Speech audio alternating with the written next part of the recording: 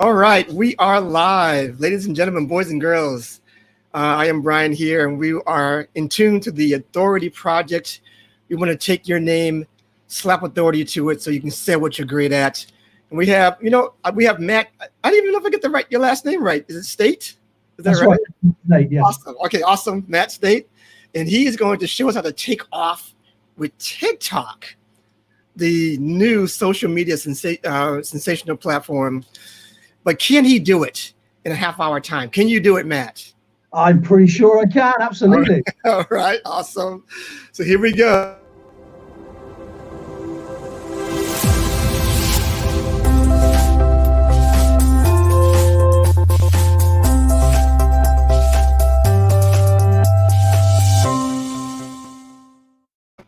All right, hello, and everyone. So we're just gonna wing it here, but I'm gonna give Matt the entire stage because I'm very, very curious about TikTok. I really just downloaded this thing maybe within the last 2 months or something, but I hardly use it. I've been trying to get into it a little bit, trying to figure it out. I don't know why everybody's dancing and doing all this stuff yet. I don't know what's going on, but please tell us, start from the beginning why you felt like this is a place, and I do believe in this being the first in before you miss out on something great. So tell us the first time you felt to yourself that you had to really get onto this platform and do something great with it. Okay, well, the reason that I started on TikTok was because of the wonderful Gary Vaynerchuk. I stumbled across one of his conversations he was having on a YouTube clip. I couldn't sleep. It was one of those 3 a.m. in the mornings, just watching different bits. And Gary Vaynerchuk came on, and he was talking about the platform TikTok and what a fantastic opportunity it was going to be. Okay. And I was on a business podcast the next day where I said I was going to do it, so I did. Hold on one second. I think your volume's a little low. Let me get you closer to the mic. Okay. All right. Okay. I think. Say something now. Say something. Okay. Is that any better? That is a lot better. Yes. All right, okay. Fabulous. Okay. So you were influenced by Gary. I think I just saw a video of him talking about TikTok and about hiring people to really help him promote more on there. So what was your approach when you first got onto it? Were you going to just do what everybody else was doing? Did you want to do your own thing? What was your approach when you got onto the platform? Oh, well, I went about it in a very calculated manner, in the sense that I first spent a little bit of time understanding the platform. So for a few months, I researched it, I looked into it, I had a look at how it all worked. I was seeing what people were doing well and not doing well, and then sort of set myself up before I actually went out and put a video on. Because one of the things that people misunderstand is that once you start on the platform and you start releasing content, TikTok is deciding whether or not that your quality is good enough to share. So you want to be trying to get it right from the start. Okay, so what did that look like when you started? When you looked through the program, what kind of things did you see worked and didn't work before you got onto there? Okay, well, essentially, we need to sort of understand what the platform is. And it's a short form video platform. So you're looking at sort of 15-second clips, that sort of thing. And so it's understanding that medium. So it's about being energetic, interesting. And so quite often, as you alluded to there, a lot of people think it's all sort of teenagers lip syncing and twerking, when in actual fact, there's an awful lot more to it than that now. And once you understand it and can find that, there's lots going on. So I went in using my martial arts stuff, because I'm a martial arts instructor as well. I run a full-time martial arts gym, and it's because it's a visual kind of thing, it works very, very well in this medium. So I use that as my jumping off point. Great. I'm glad you said that, because that might be my next question. Because I mean, it's an entertaining type of platform, correct? So you would think you would invoke more action and that kind of thing to that platform. Am I right by saying that? Yeah, where it's visual, then it's obviously more geared towards the kind of content that you can do with that. However, that doesn't mean that if you're, say, into something that's less energetic, that it can't have a place on the platform, because it can. It's all about how you deliver your content and how you pitch that, in the same way that the same as every other platform. It's just about how you create your content. Do you have to be funny? You know, because I feel like everything is just a funny thing where everything is funny. You want to have something that goes viral. So I see some great ones coming out there with some good messages, but they're funny, they're planned out and that kind of thing. And so I just think that when you get on there, and it's so funny that somebody. Here's another story, because somebody told me that I need to be funny on Snapchat, and I rebuked him quickly about that. But anyway, that's another story along those lines. But on TikTok, do you feel like you have to be funny, entertaining? No, it's not required. There are entertaining, yes, but that doesn't mean you have to make a fool of yourself if that's what you actually. So there are people on there that have very professional roles, that are very serious people, but they like to have a bit of fun with it, and that's absolutely fine. However, if you're going in as an authority figure, as an expert in your space, then you don't have to act like a clown if you don't want to. So that's not actually required. There is a train of thought that thinks that you do, but you don't. So my highest watch video at the moment is about 4.3 million, something like that, where I'm not acting silly in any way. However, I did do a silly sort of comedic thing with a banana, just for a bit of a laugh, because I do have a sense of humor. And that's reached about 750,000 views or something like that. So yeah, it's not required, but it is a platform that does have a sense of humor. It's in its mission statement, it uses the words creativity and joy. So it's geared towards that. I mean, when we look at Twitter at the moment, it's very angry, full of a lot of angry people yelling at one another. When we look at Facebook, it's about, it's a lot of middle-aged people moaning about things. So TikTok at the moment is actually quite refreshing in the fact that it is a bit happier. It does have a bit more of a smiley face to it, but you don't have to act like an idiot if you don't want to. If you do, happy days. So take us into your approach with those videos that got your highest views. Were you surprised by that, or were they very calculated that you think these were going to hit very well? Take us through that process. Well, there's an understanding of how the platform works and how it receives content and information and how it shares content. So once you understand how all that works, then it's then you can start figuring out the kind of best stuff to produce and put out. So you can work at it like that. But essentially, where you're looking at short form video clips, you want to try and get a single message in each one. And so whatever that message is, it wants to stop people scrolling, because there's a thing on there called the For You page. So unlike YouTube, it doesn't give you a selection. It tells you what it's going to give you, and then you have to scroll through. Okay. And so the first thing to do is get them to stop doing this. Right.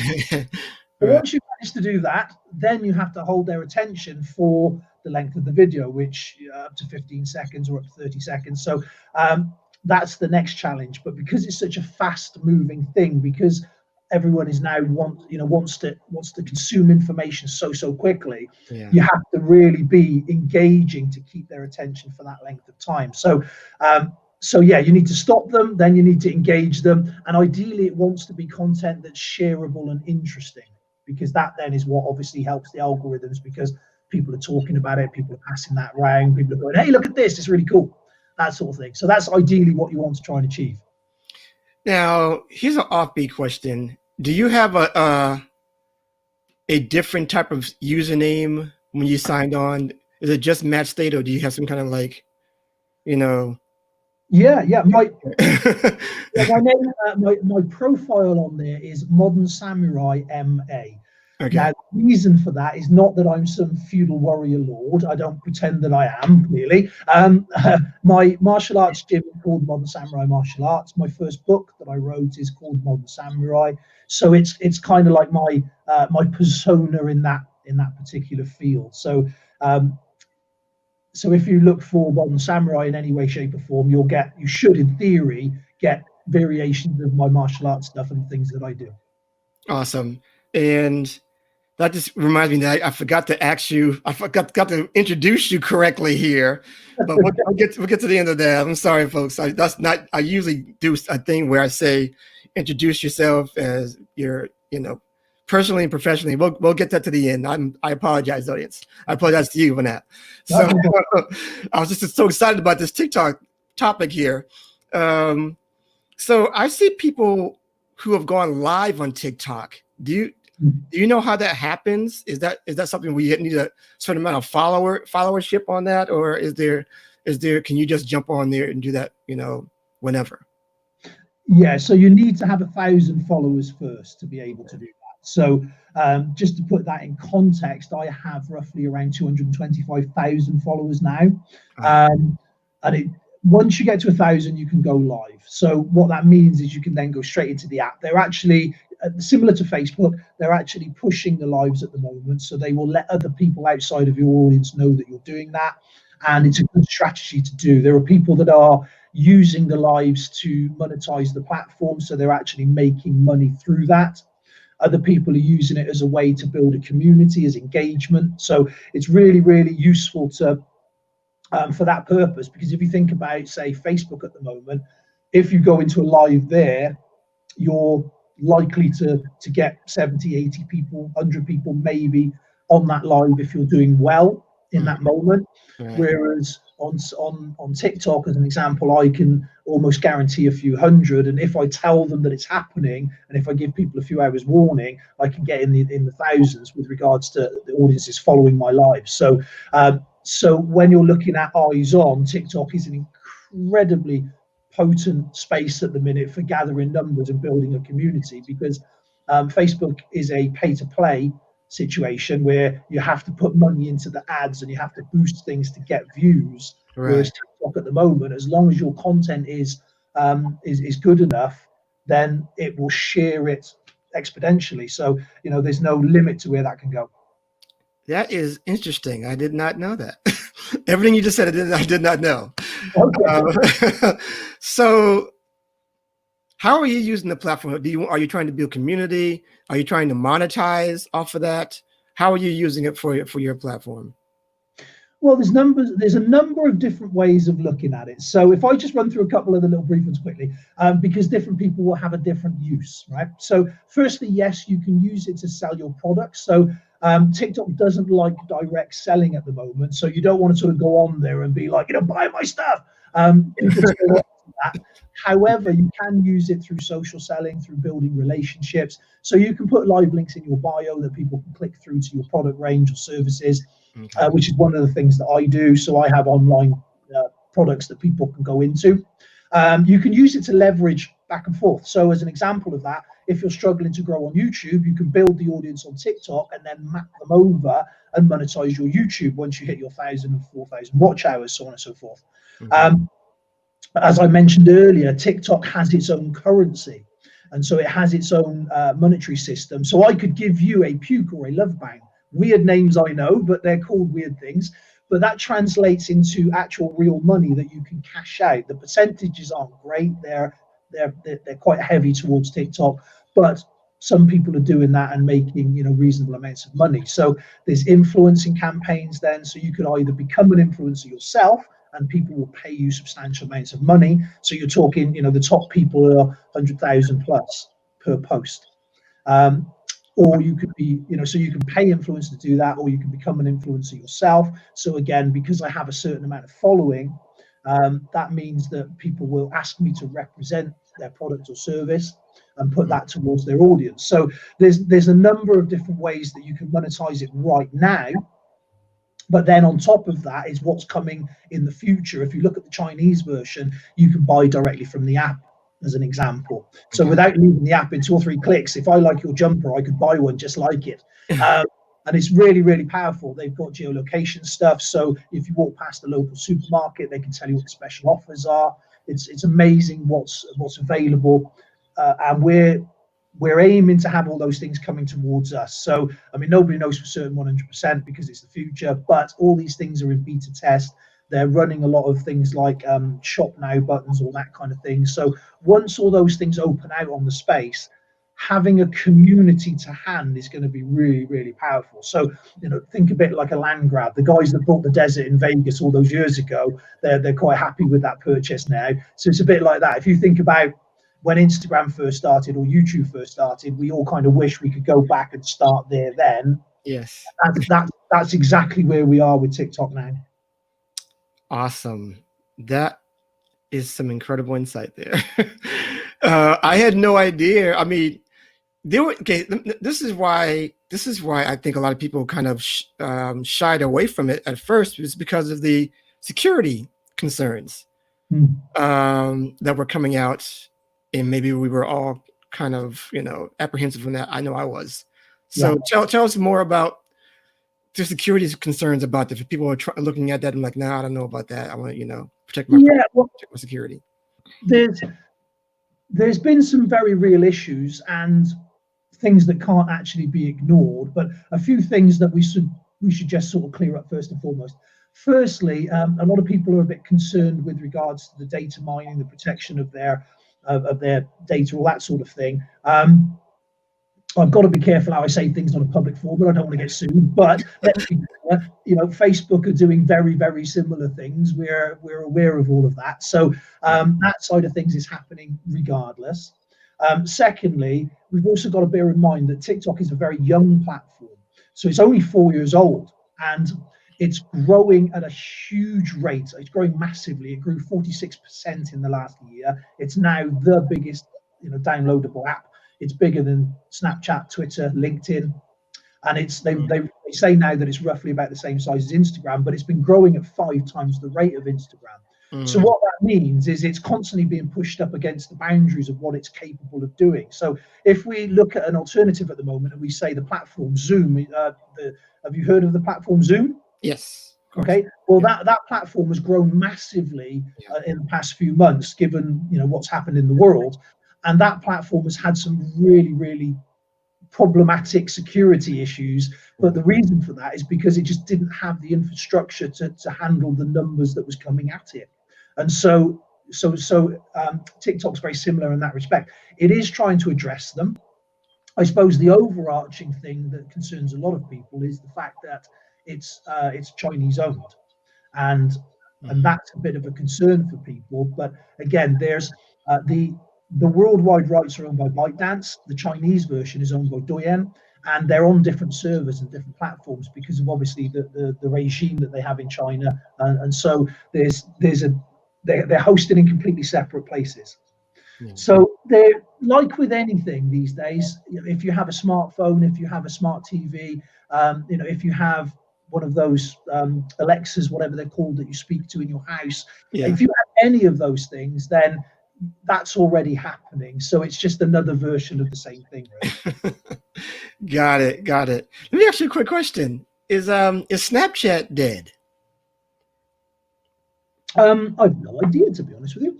I think Snapchat is unable to transition out of where it's at, and I think that's more importantly the thing. If we look at any of the social media sites that have actually done well, they've managed to transition from where they started. The ones that have died haven't been able to grow out of that. Okay. And so when we look at that and we look at Snapchat, it really hasn't appealed to the masses in the same way that, say, Facebook has. Because if you remember the early days of Facebook, it was for college kids.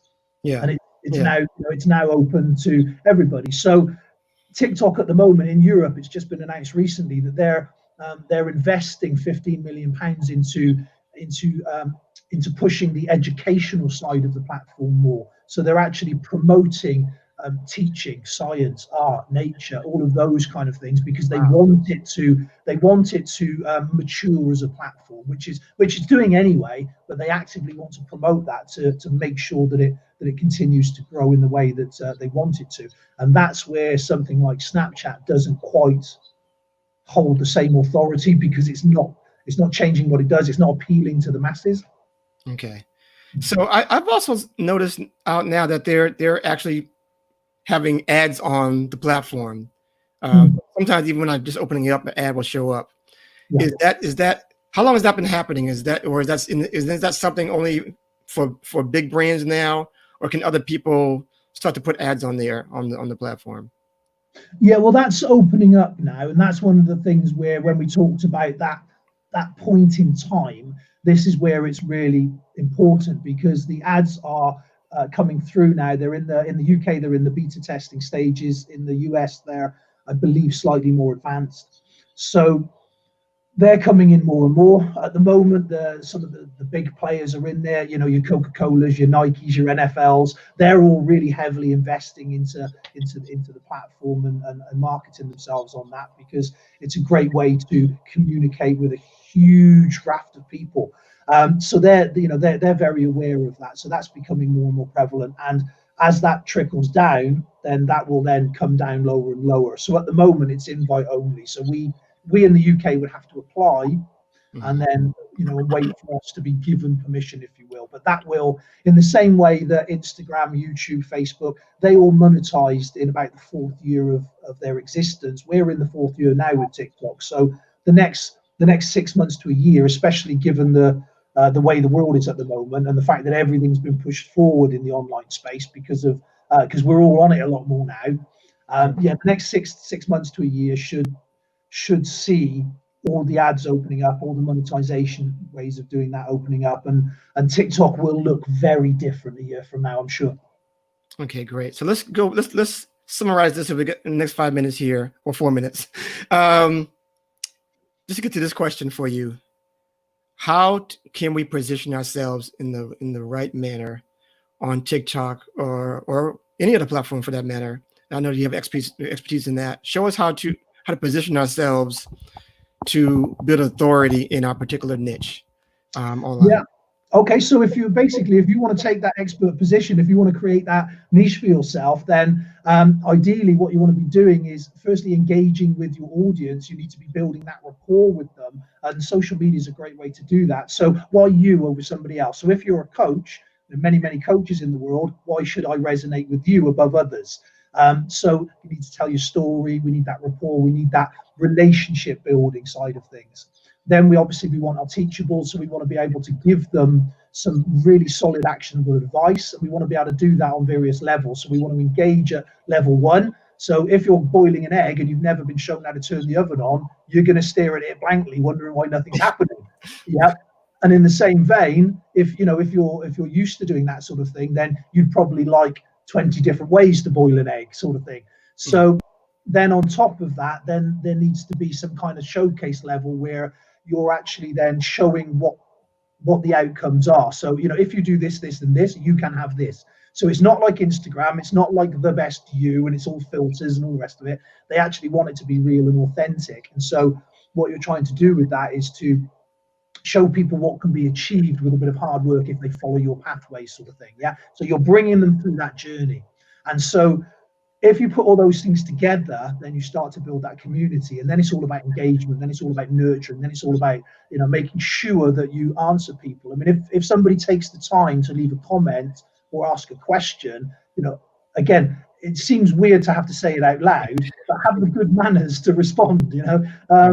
It's not really a hard thing, that, and that way then you grow, you get more and more people relate to you then. And that's when people then start coming through into the funnels themselves, and you start building your communities.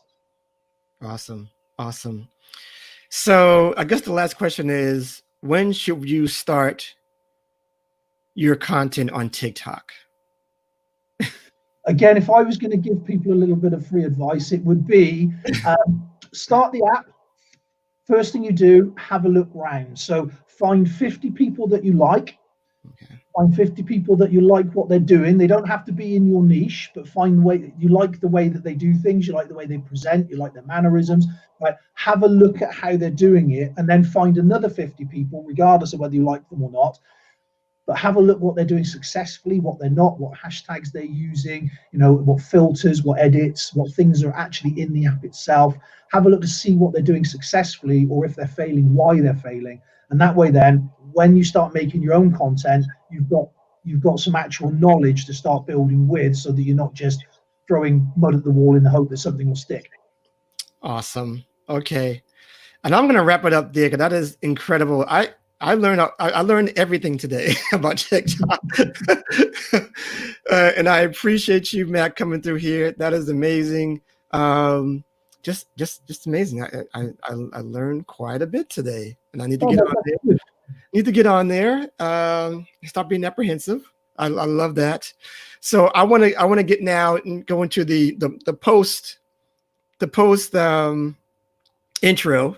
Well, I should have asked you so people can know you further. So give us who you are personally and professionally, so people know a little bit more about you. Okay, so very, very quickly then. I'm a martial artist of long repute. I've been doing that for a very long time. So I have world championship national medals. I've written several books, a couple of Amazon bestsellers. I run a full-time martial arts gym. I spent a very, very long time working as a bouncer and nightclub security and all that sort of thing, a bodyguard, what have you. I now help other people to understand social media, TikTok especially. I also do some coaching and some mindset things with regards to overcoming fears and achieving goals and getting the S word done. I'm not sure what your language filter is like on here, but yeah, things happen. Yes, absolutely. Okay, so let's now tell us where people can find you online, and please tell us again what your username is for on TikTok, so people can follow you there as well. Yep. So on TikTok, it's Modern Samurai MA. So that's Modern Samurai, and that will also sort of take you to my first book, so on and so forth, and my martial arts stuff. Or you can just put Matt Stait into any of the normal social media channels, and I should pop up. So LinkedIn, Facebook, all that sort of thing. Great. So we got LinkedIn on there. I'm gonna try to pop up this Modern Samurai. Is that right? Did I do it right? Yeah, that's the one. There you are. Yeah, perfect. Good. All right. So awesome. Any last words for potential TikTok people or how to position themselves online? Anything else you can give us before we go? Yeah, that's TikTok these days. Awesome. And that is our show. And that is our show for today. I appreciate Matt Stait for coming here and letting us giving us his expertise on TikTok. It was very enlightening. And please do follow us or come and join us there at the Authority Builders Academy. On Facebook, just search Authority Builders Academy and jump in there. You get my free book. And I'm doing a video series also on having instant authority in your market. So that is all. I thank you all for coming in here and checking this out, and hope to see you again on the next episode of the Authority Project, where we want to attach authority to your name so you can sell what you're great at. All right, take care. Love you guys, and be blessed.